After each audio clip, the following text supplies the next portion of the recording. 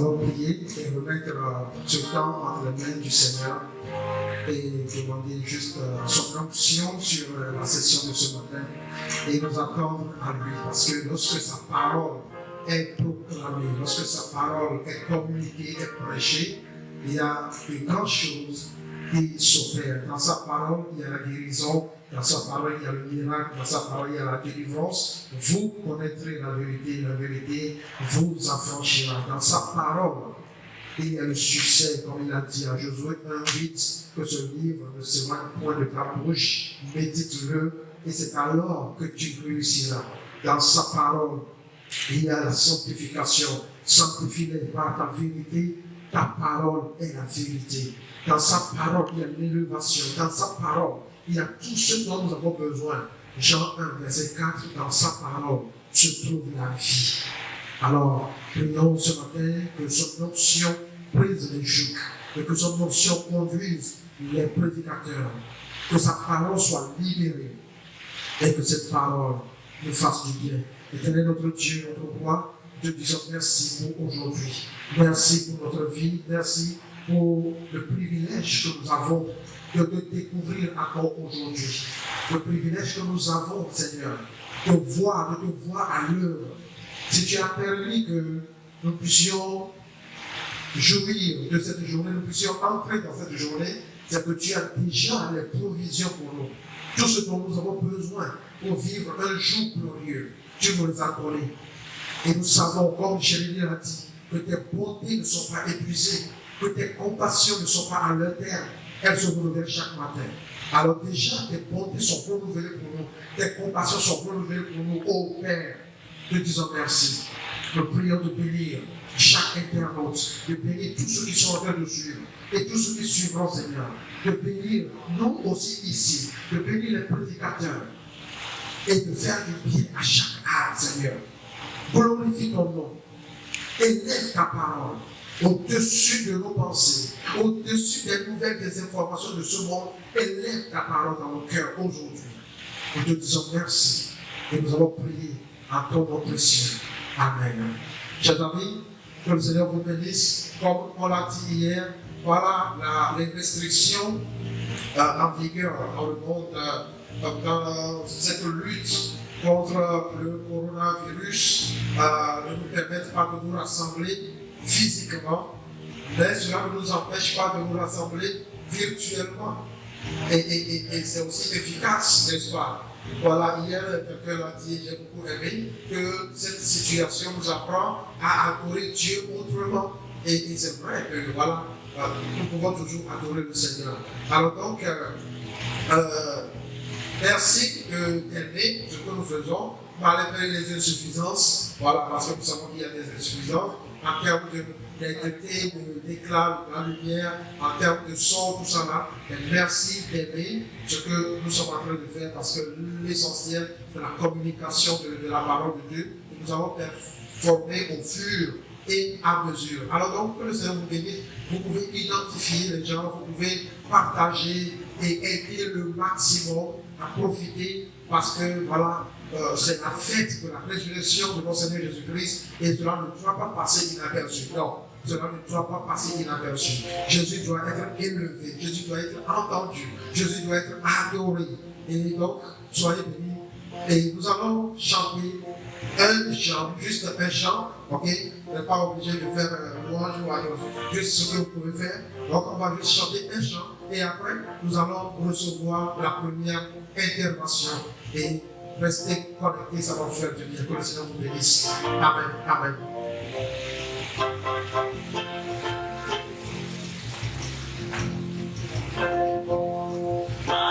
Yeah,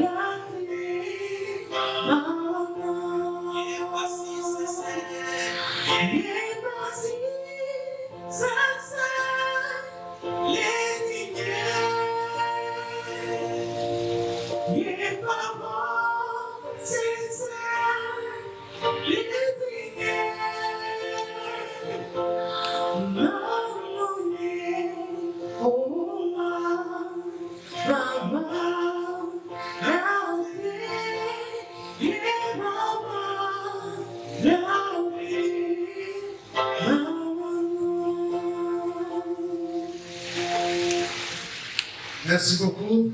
Et j'espère que vous allez aimer cette déclaration qui nous dit que nous allons demeurer dans le psaume. C'est le psaume de la saison, psaume 80. Chrétiens, non chrétiens, tout le monde maintenant c'est psaume 91. Voilà, c'est le mot de passe. Donc voilà. Et nous allons demeurer sur la méditation. Chers amis, nous allons recevoir pour vous la première intervention de ce matin. Nous allons recevoir un homme de Dieu, un homme de la parole de Dieu qui va partager une portion avec nous dans quelques minutes. Pasteur Augustin Tossou, il est pasteur d'une de nos églises à Lomé ici.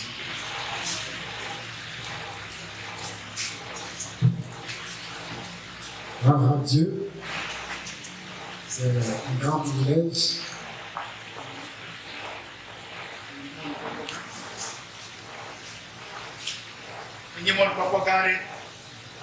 De partager ce matin. Donc, je suis dans la joie de vous avoir connecté ce matin. Pour célébrer cette résurrection de notre Seigneur Jésus-Christ sur dans le tombeau. Il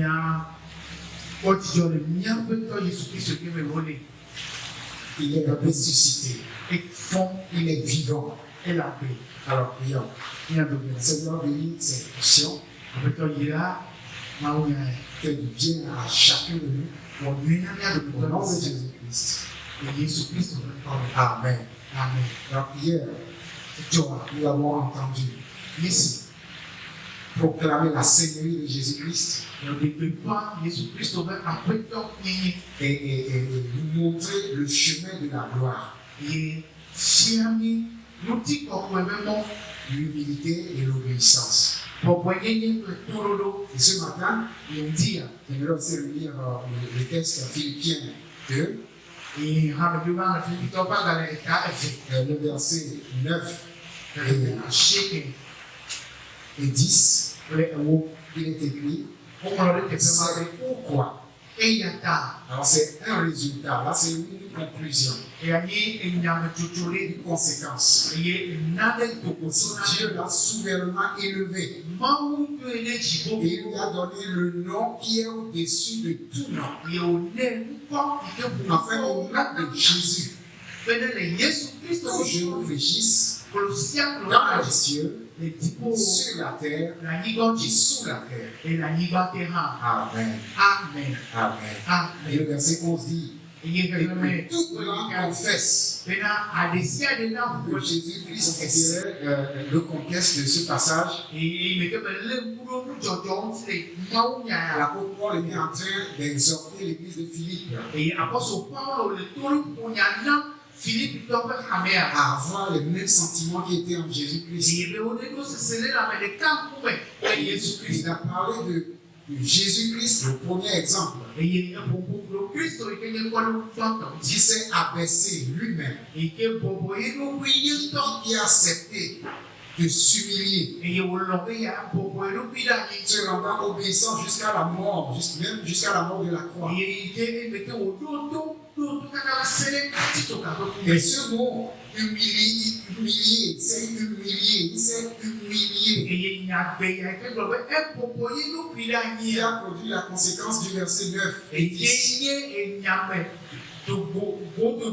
Attirez mon attention. Humilié. En grec, c'est tapaino. Se rabaisser par une vie humble. Et c'est une décision personnelle de vie dans mon cœur. Et qui va se traduire dans mes faits et gestes. Dans mes confessions et mes décisions dans ma vie quotidienne. Et c'est glorieux ça. Et c'est seulement l'action du Saint-Esprit dans la vie du croyant qui engendre cette humilité. Et cela parle d'une âme qui perd son orgueil. Avoir une opinion modeste de soi-même. Se conduire sans prétention. Et être dénué de toute arrogance. C'est ce que Christ nous enseigne. Reconnaître que Jésus est Seigneur va produire cette humilité dans notre vie. Et c'est ce que Jean-Baptiste a reconnu et proclamé. Et il a proclamé ouvertement. Lorsque les gens sont venus lui demander, est-ce que c'est toi le Messie qui devait venir? Il a dit non. Je vous l'avais dit. Je ne suis pas celui-là. Mais celui qui doit venir, il vient. Et il était fier de parler de lui. Et dans Jean 3, le verset 30, il dit il faut qu'il croisse et que je diminue. Il faut qu'il croisse et que je diminue. Reconnaître la Seigneurie de Jésus-Christ, c'est laisser sa pensée dominer la nôtre. que ce que Christ a fait pouvait nous penser, afin que nous puissions lui donner toute la gloire, qu'il croisse, que lui seul soit vu, lui seul soit proclamé, et que Dieu diminue, Quand nous reconnaissons la Seigneurie de Jésus-Christ, notre moi diminue. Et nous le proclamons. Et Jésus, à cause de son choix, de se vider de sa prérogative divine et de s'humilier au plan du Père et le réaliser, en retour, il a été souverainement élevé. Alléluia. Le Père l'a souverainement élevé pour faire uperupso dans le grec. Élevé au plus haut rang, au plus grand pouvoir. Alléluia. Élevé au plus haut rang, au plus grand pouvoir. Un président ne peut grader les gens autour de lui au-dessous de lui.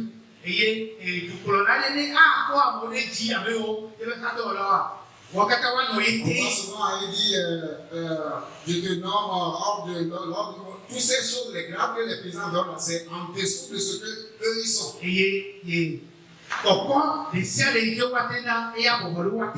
Pharaon a élevé Joseph à un haut rang, mais pas au-dessus de lui-même. Son nom était au-dessus de lui.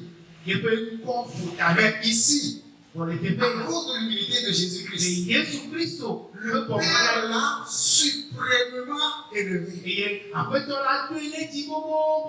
Le Père n'a pas honte. Le Père ne s'est pas vu diminuer. Parce que dans la Trinité, oh, il y a de l'organisation. Il y a du respect. Il y a la reconnaissance. Et c'est glorieux, mes frères et sœurs. C'est ce que nous voyons. Jésus, à cause de l'œuvre de la croix, le Père l'a souverainement élevé. Proverbe 15, le verset 33. L'humilité précède la gloire. Nous, enfants de Dieu, célébrer la Pâque, reconnaître Jésus-Christ, et cela va produire en nous la gloire de Dieu. L'humilité précède la gloire. Proverbe 16, 18. L'arrogance précède la ruine. Et l'orgueil précède la chute. Et c'est ce qui est arrivé à Lucifer. Et avant tout, Dieu veut que l'humanité entière, pendant cette saison, reconnaisse sa seigneurie. Et Dieu a défié le monde entier. Il a défié la science par cette maladie, par cette contagion. Dieu a permis ça pour que les cœurs se tournent vers lui. Et vous savez quoi? Lorsqu'on reconnaît la souveraineté de Jésus-Christ, quand nous reconnaissons cela provoque l'humilité. Dieu veut briser l'orgueil. Dieu veut briser l'arrogance du monde. Afin qu'on reconnaisse sa seigneurie. Parce qu'il veut nous élever. Alléluia. Et pour terminer, dans Job 42, le verset 2. À un moment donné, Job après avoir beaucoup parlé, il a reconnu la Seigneurie de Jésus-Christ. Et il a déclaré, je reconnais que tu peux tout. Rien ne se pose à tes pensées. Je reconnais. Aujourd'hui, Dieu veut que le monde entier reconnaisse que Dieu seul peut tout. Alléluia. Que les présidents reconnaissent que Dieu peut tout. Si tu me suis ce matin, je veux que tu reconnaisses que toutes choses, et que les genoux s'affaissent et qu'ils proclament que Jésus est Seigneur. Et quand on le reconnaît, quand Job l'a reconnu, alors cela a des conséquences. Quand on reconnaît la Seigneurie de Jésus-Christ, alors cela provoque l'humilité. Job a reconnu. Et au verset 3, il a dit, je reconnais mes limites. Et je donne toute la gloire à Dieu. Amen. Au verset 5, dans Job 42, il dit, oh, auparavant mes oreilles avaient entendu parler de toi. Mais maintenant, mes yeux t'ont vu. Quand on reconnaît la Seigneurie de Jésus-Christ, Dieu nous amène un peu plus loin. Dieu veut quitter le plagiat. Et nous amène en profondeur. Et Job va reconnaître que son Dieu est vivant. Il est vivant. Il est vivant. Et Dieu va encore élever Job. Dieu va rétablir Job. Et vous savez quoi? Quand on regarde la Seigneurie de Jésus-Christ, Dieu nous rétablit. Dieu a rétabli Job. Et vous savez quoi? Il lui a redonné au double de ce qu'il a perdu. Dieu va rétablir notre monde. Dieu va amener des âmes à la conversion au travers de cette pandémie. Les cœurs vont reconnaître la Seigneurie de Jésus-Christ. Plusieurs vont reconnaître la Seigneurie de Jésus-Christ.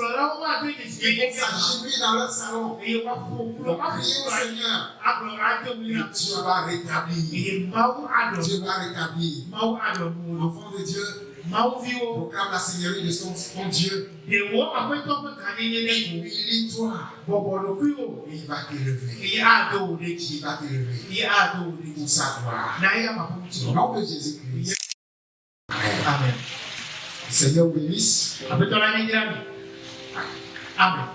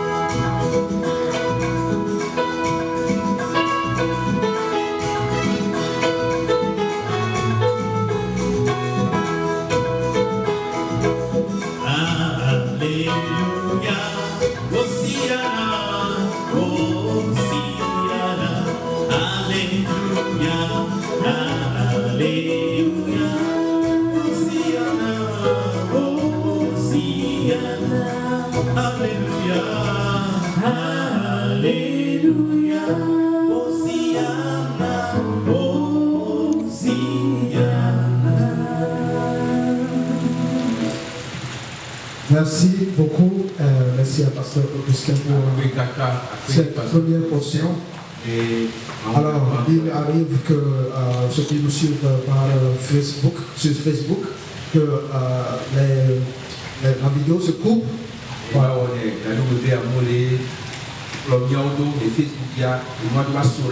ne vous inquiétez pas, on relance aussitôt. On fait avec les moyens du bord. Alors, nous allons recevoir la deuxième portion. Un grand homme de Dieu, un homme de la parole de Dieu. Il s'appelle Pasteur Robert. Alors, on a 3 portions, donc c'est la deuxième, et après on va recevoir une dernière portion. Merci. Merci beaucoup. Pasteur Dodo, et à tous les organisateurs de cette conférence de Pâques sur les ondes. Je bénis Dieu pour cette opportunité.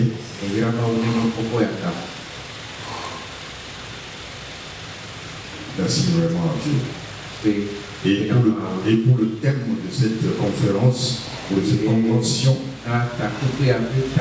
Jésus-Christ est Seigneur. Philippiens 2, verset 11. C'est notre verset de base. Jésus-Christ est Seigneur. Dans ce moment particulier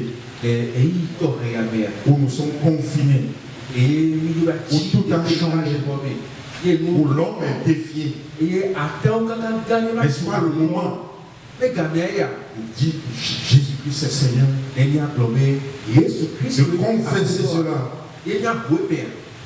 Si vous êtes d'accord avec moi, là où vous êtes, dans votre chambre, dans votre salon, confessez avec moi, comme c'est dit dans ce verset. Jésus-Christ est Seigneur. Le verset 11 dit ceci.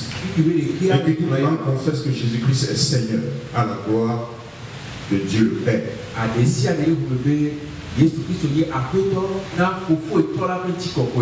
Je confesse ce matin avec vous qui me regardez, qui m'écoutez.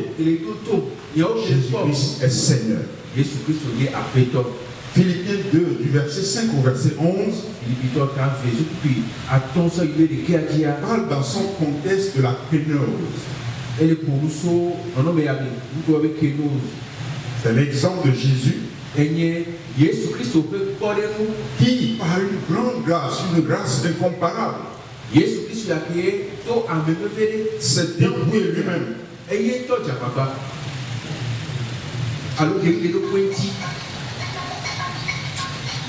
En devenant semblable aux hommes. Il a quitté volontairement la gloire céleste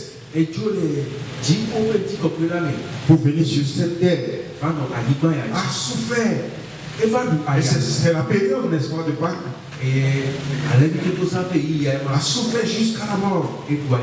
La mort à la croix. Et c'est ce que nous fêtons, c'est la période. C'est la saison. Dieu l'honorera en retour par l'hommage de tout l'univers il reconnaîtra sa seigneurie. Alors je veux mettre l'accent sur un mot particulier ici. Le mot Seigneur. Le mot Seigneur dans l'original veut dire maître.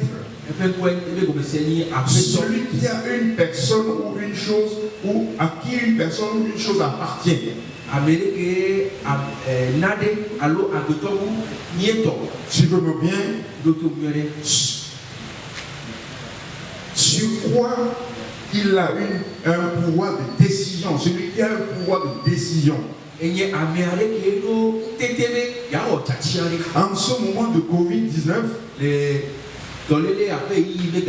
où tout le monde est défié, l'humanité entière est défiée. De New York à Pékin, de Paris en Afrique à Lomé ici, tout le monde est défié. Tous les moyens, toutes les mesures prises par l'homme ne marchent plus. Des milliards, des centaines de milliards mis à disposition ne marchent pas, ne servent à rien.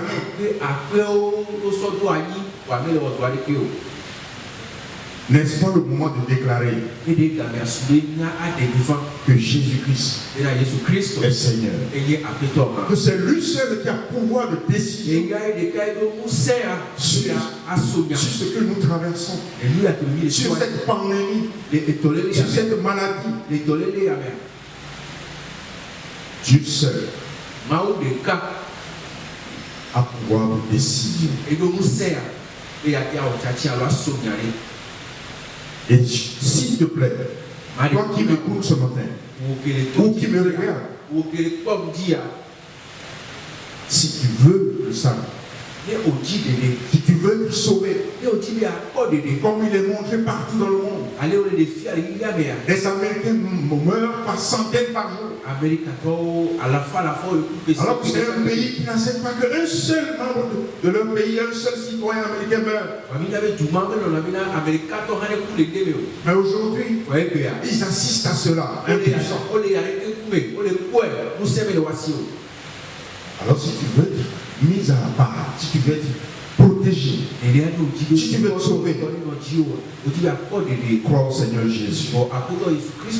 Car lui seul est Seigneur. Lui seul a le pouvoir de décision. Lui seul peut décider quand cela va s'arrêter.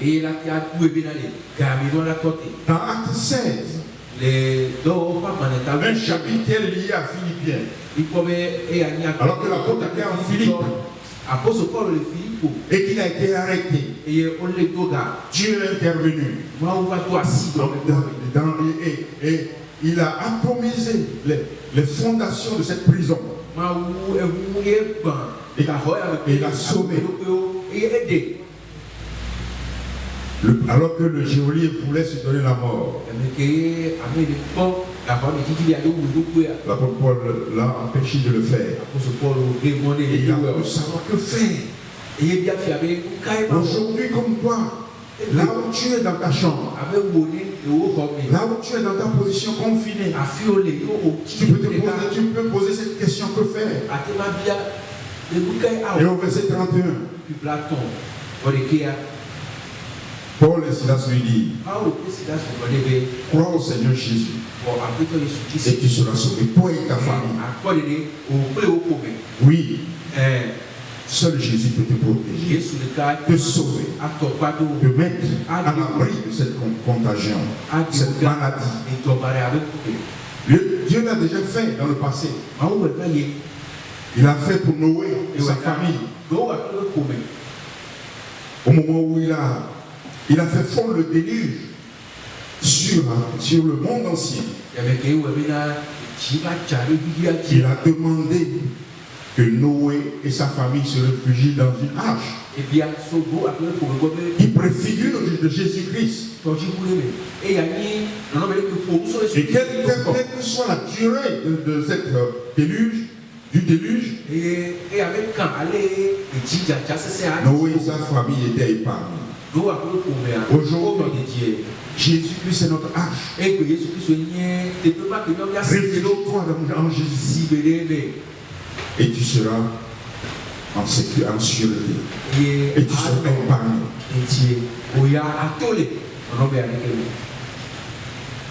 Ne crois pas que le monde va aller en s'améliorant. Non. Ça va aller en s'aggravant. Aujourd'hui,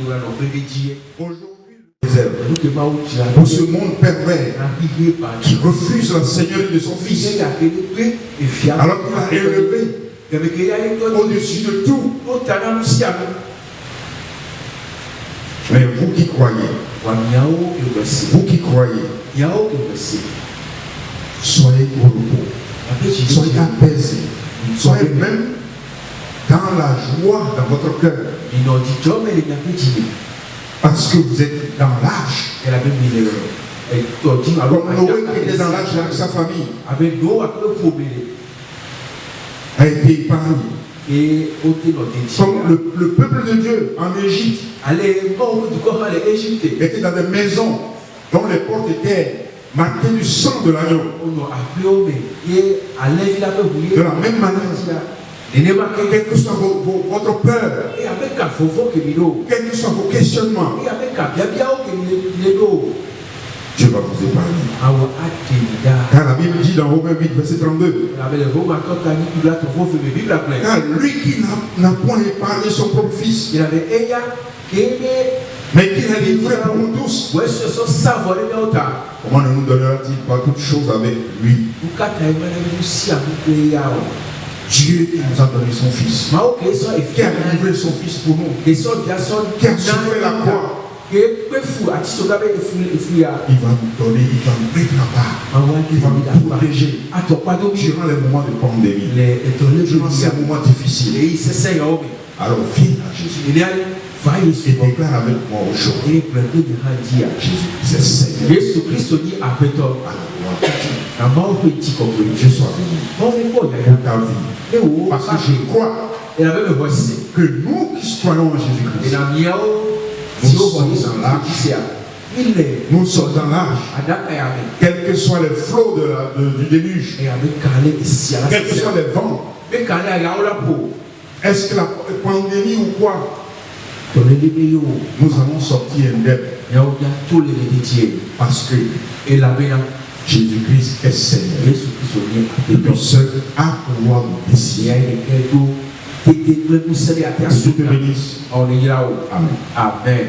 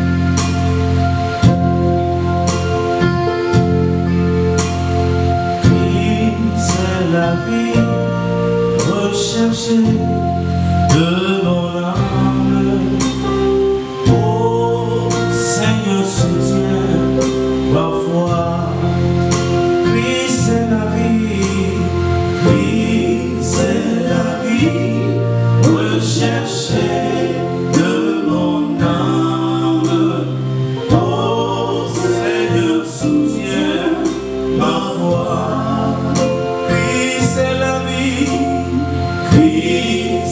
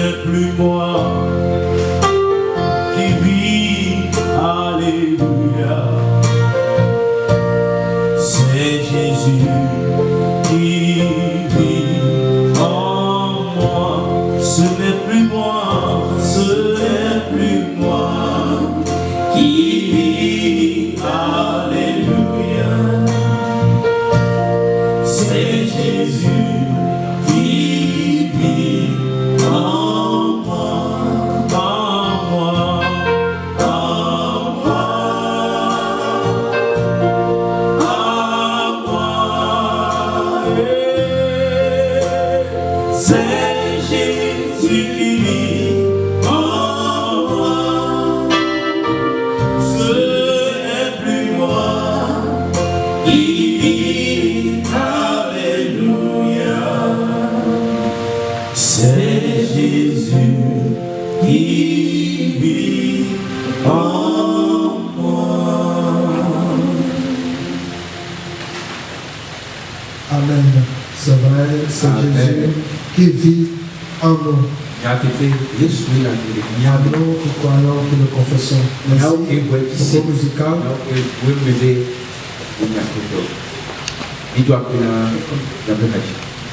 Ok, d'accord. Alors donc, oui, voilà. Il y a d'autres personnes qui sont aussi connectées. Vous pouvez suivre. Bon, voilà, puisque vous êtes déjà un peu sur cette page, c'est déjà bien. Alors donc, nous allons continuer et nous allons recevoir la dernière portion de ce matin. Et après cette portion, nous allons juste intercéder pour le monde entier en quelques minutes. À vous unir avec nous dans cette intercession. La Bible dit que la prière du juste a une grande efficacité. Alors je vous rappelle que nous avons une autre session ce soir à 16h. 16h GMT, UTC. Et donc on sera en ligne à 16h avec notre pasteur et d'autres intervenants. Donc ce sera magnifique. Alors pour tous ceux qui sont de nos églises de la Grande Grâce, vous pouvez toujours soutenir l'œuvre de Dieu sur le compte Timoni et Flouz.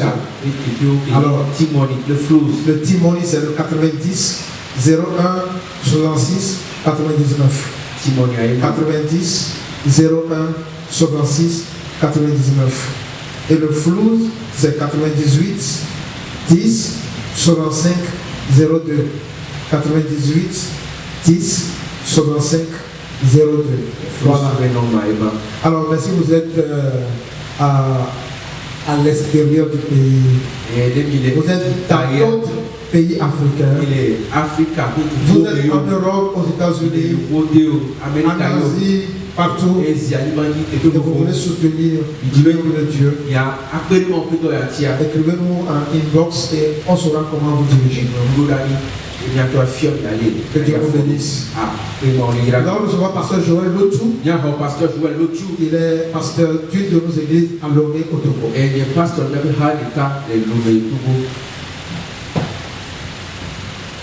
Bonjour à chacun qui nous suit en ce moment. Vous êtes les bien-aimés de Dieu. Vous êtes des héros de Dieu. Nous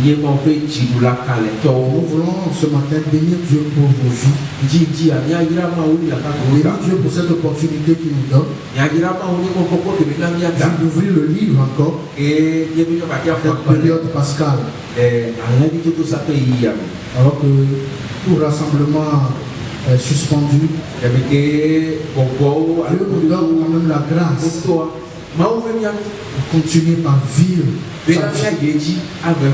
d'ouvrir le livre et partager sa parole. Amen. Amen. Merci à toute cette grande portion que nous avons reçue ce matin. Monsieur Robert. Le temps va continuer ce soir et jusqu'à demain soir. C'est sûr que depuis hier, nous vivons de grandes choses avec notre pasteur. Toutes ces portions que Dieu les bénisse. Que Dieu nous bénisse tous. Que Dieu nous fortifie. Que Dieu vous soutienne. J'aimerais lire avec vous Luc 24. Verset 13 à 18. Luc 24, verset 13 à 18. Et voici ce même jour, deux disciples allaient à un village nommé Emmaüs, éloigné de Jérusalem de 60 stades. Et ils s'entretenaient de tout ce qui s'était passé. Pendant qu'ils parlaient et discutaient, Jésus s'approcha et fit route avec eux. Mais leurs yeux étaient empêchés de le reconnaître. Il leur dit, de quoi vous entretenez-vous en marchant, pour que vous soyez tout triste. Et l'un d'eux, nommé Cléopas, lui répondit, es-tu le seul qui séjourne à Jérusalem ne sache pas ce qui est arrivé ces jours-ci? Es-tu le seul qui ne sait pas ce qui arrive en ce moment? Donc c'est l'histoire de deux disciples. C'est l'histoire de deux disciples. Le disciple de Jésus. Un dont on connaît le nom, avec Cléopas, et l'autre qui est inconnu. Et Cléopas signifie celui qui a de la renommée, celui qui est brillant. Et ce matin, que tu sois un chrétien connu de tous, dont la foi est renommée, et de grands témoignages, de grandes connaissances théologiques, ou simplement que tu sois un croyant inconnu des gens, qui fait peut-être ses premiers pas dans la foi, la foi chrétienne. Que tu sois populaire, ou que tu sois carrément caché, cette saison n'est pas une personne. Et comme ces deux disciples, nous ne pouvons pas nous empêcher de nous entretenir de cette affaire-là, de cette pandémie. On s'entretient tous les jours de ça. On est tout le temps en train de discuter de ça. Et tous nous sommes remplis d'interrogations et d'incompréhension. Jusqu'à quand? Qu'est-ce que cela va prendre fin? Comment cela va prendre fin? Et qu'est-ce que cela va suite? Et certains d'entre nous sont tristes de voir leur projet en jachère, de voir tout leur programme tomber à l'eau. Et d'autres encore sont carrément en larmes, inconsolables. Et on dit des proches dans cette affaire. Vous savez, au milieu de tout ce chaos, quelqu'un s'est approché. Au milieu de tout ce chaos, un homme s'est invité. Alors qu'on ne l'a pas appelé, il va s'inviter. Et ça, c'est la grande vérité que nous devons recevoir en cette saison, en ce moment. Christ est invité. Parce qu'il veut te rencontrer simplement. Mes amis, et si tout ce brouhaha était juste pour que Jésus puisse te rencontrer, toi en particulier.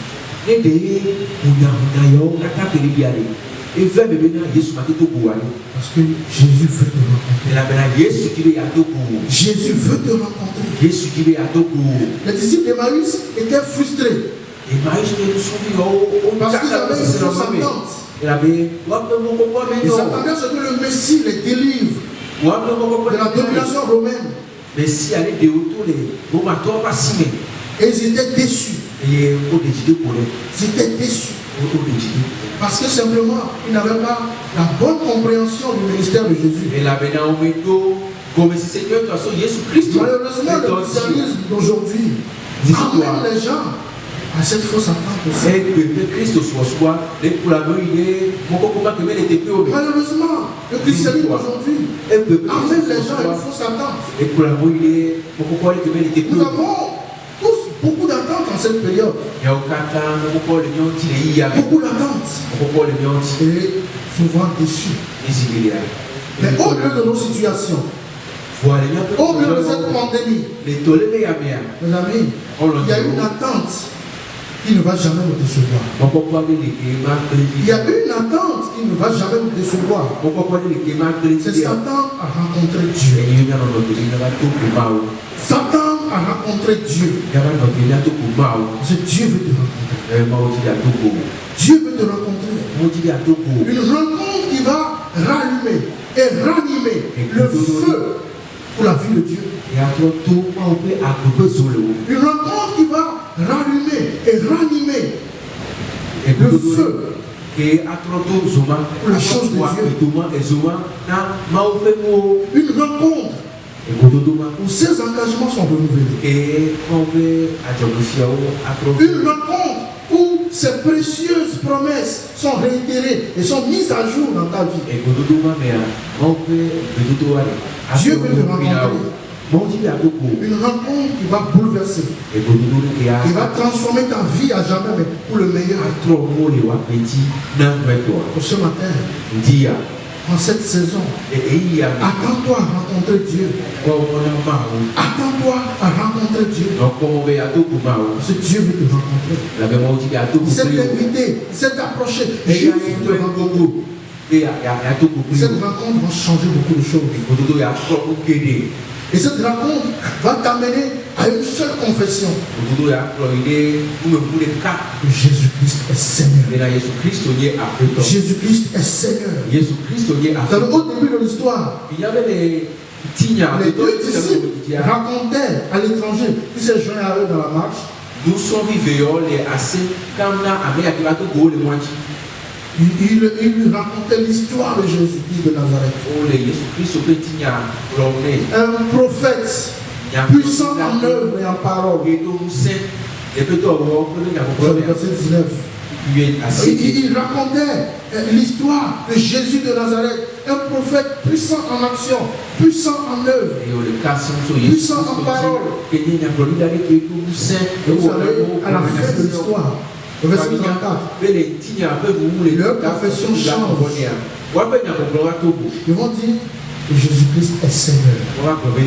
Il est plus un prophète juste puissant en œuvre, puissant en parole. Jésus-Christ est Seigneur. Ils vont retourner à Jérusalem avec un feu. Ils vont s'écrier pour dire aux autres disciples, le Seigneur est ressuscité. Jésus est Seigneur. Et il est ressuscité. Dans la Matthieu 28, verset 18. Jésus dit, tout pouvoir m'a été donné dans le ciel et sur la terre. Il est le seul qui a tout pouvoir. Il est le seul qui a pleine autorité. Il est le seul qui a sauvé parfaitement. Jésus-Christ est Seigneur. Quand le pasteur Robert vient de l'expliquer, il est le seul à qui tout appartient. Le seul qui a le pouvoir de décision de l'État. Et c'est à ça que Dieu veut t'amener. Dans Luc 5, on nous parle d'un homme, d'un Pierre qui est fatigué et démissionnaire. Comme l'est l'humanité en ce moment, fatigué et démissionnaire. Et un homme va s'approcher. Et un homme va s'inviter. Alors qu'il a son filet, fatigué, démissionnaire, un homme va s'approcher. Un homme va s'inviter dans son histoire. Et ce jour, il va rencontrer Dieu. Et sa vie ne sera plus le même. Et sa confession va changer. Il va s'agenouiller. Il va s'écrier, Seigneur. Mes amis, Jésus-Christ est Seigneur. Ce matin, laisse Dieu te rencontrer simplement. Laisse-le changer ta confession. Il y a deux grandes vérités que tu peux expérimenter dans ce moment. Il y a deux grandes attentes que tu peux avoir en ce moment qui ne vont jamais te décevoir. T'attends à rencontrer Dieu. Il va bouleverser complètement ta vie pour le meilleur. Et t'attends à vivre Jésus-Christ Seigneur. Parce que Jésus-Christ est Seigneur. Beaucoup me dit, oh je sais. Je sais que Jésus-Christ est Seigneur. La combien de fois c'est une vie pour nous. Combien de fois nous le vivons véritablement. Combien de fois nous comprenons que nous lui appartenons. Et que lui seul a pouvoir de décision. Pas seulement sur nos vies, mais sur ce monde entier. Dans ce moment, Laisse Dieu devant. Et laisse-le changer ta confession. Jésus-Christ est Seigneur. Jésus-Christ est Seigneur. Et une attente que le Dieu te suivra pas. C'est juste de le laisser te rencontrer. En ce moment précis. Que Dieu vous bénisse. Et que vous fasse énormément du bien. Amen.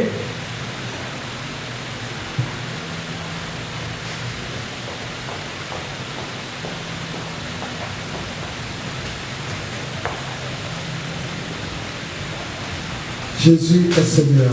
Et que Dieu vous bénisse. Merci à pasteur Joël Lotou.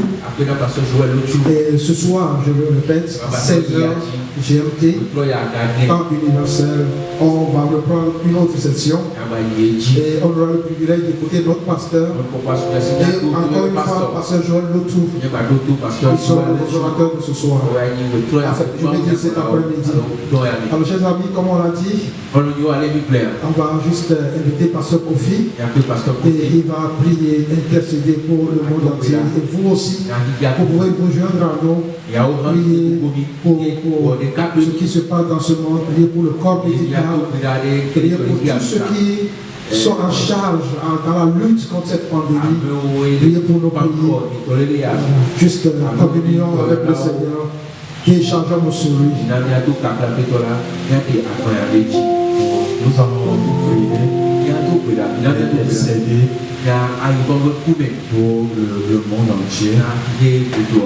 Nous pensons à nos frères, nos soeurs, partout dans le monde, que ce soit en Amérique, en Europe, en Asie, partout où ils se trouvent. Nous pensons à eux ce matin. Et nous les amenons devant le trône. Le trône de la grâce, le trône de la miséricorde, là où on peut être secouru. Et nous croyons que Dieu est au présent, pour prendre soin de chacun de nous. Pour continuer, on va écouter un chant. Juste soyons dans l'adoration. Et je crois que Dieu a touché nos cœurs. Adorons Dieu ce matin. Il est le roi des rois. Il est le Seigneur des Seigneurs. Seigneur, tout juste nous voulons te bénir ce matin. Nous voulons te lever, nous voulons te magnifier. Parce que tu es le roi des rois. Le Seigneur des Seigneurs. Celui qui règne. Oh Seigneur, tu es l'alpha et l'oméga. Tu commences, c'est toi qui finis. C'est pourquoi ce matin, nous voulons te bénir. Nous voulons te louer, nous voulons te magnifier. Alléluia. Alléluia. Merci, Papa. Nous allons la louer. Nous allons la louer. Grâce de nos pères, nous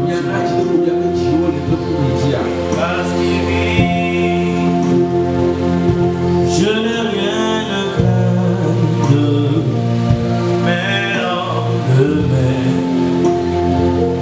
sont assurés et dans ses mains il tient ma vie pour ce temps éternité.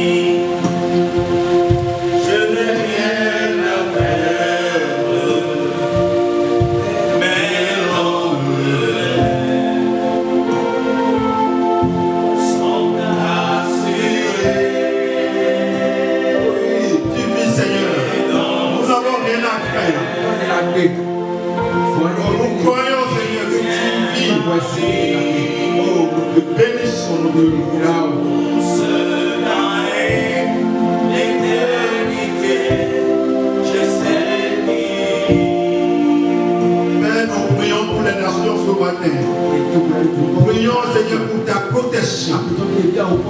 Nous prions pour ta main qui touche et qui guérit. Nous prions, Papa, que tu es au contrôle.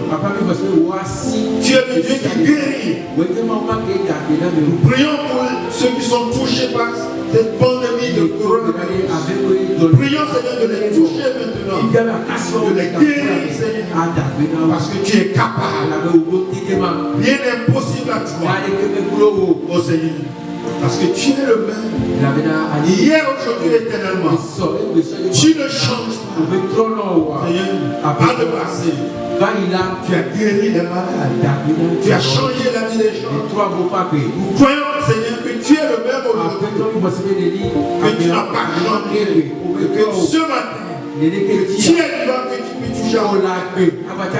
Que tu peux toucher une âme. Oh Seigneur, quelqu'un qui est touché par cette maladie, tu peux le relever. Parce que tu es capable. Tu peux le faire. Prions, Seigneur, ce matin. Toucher les cœurs, toucher les vies. Changer le cours de l'histoire de l'humanité. De changer les tendances. Parce que tu peux le faire. Parce que tu es Dieu. Parce que tu es Dieu. Croyons que tu es le Seigneur sur les vies. Tu peux, Seigneur, ce matin. Tu rêves. Tu es rêve. Oh, tu as changé. Tu peux changer. Oh, merci. Bénis chacun de nous ce matin. Au nom de Jésus. Amen. Amen. Amen.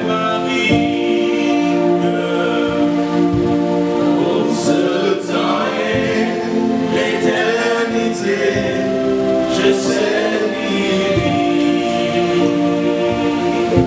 oui parce qu'il je n'ai rien à craindre, mais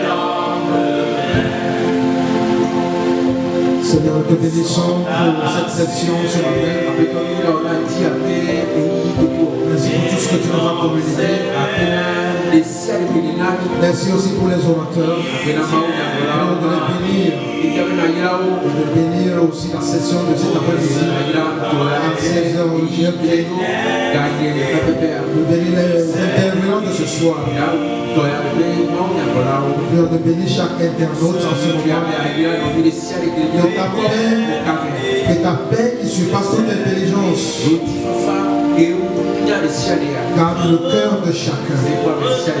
Tu nous appelles à la tranquillité et le repos. Et tu dis c'est dans la tranquillité et le repos c'est pour notre force. Et que la paix du Seigneur soit avec vous. Que son repos inonde vos cœurs. Au nom de Jésus-Christ. Amen. Que le Seigneur vous bénisse. On se voit cet après-midi à 16h. Universel.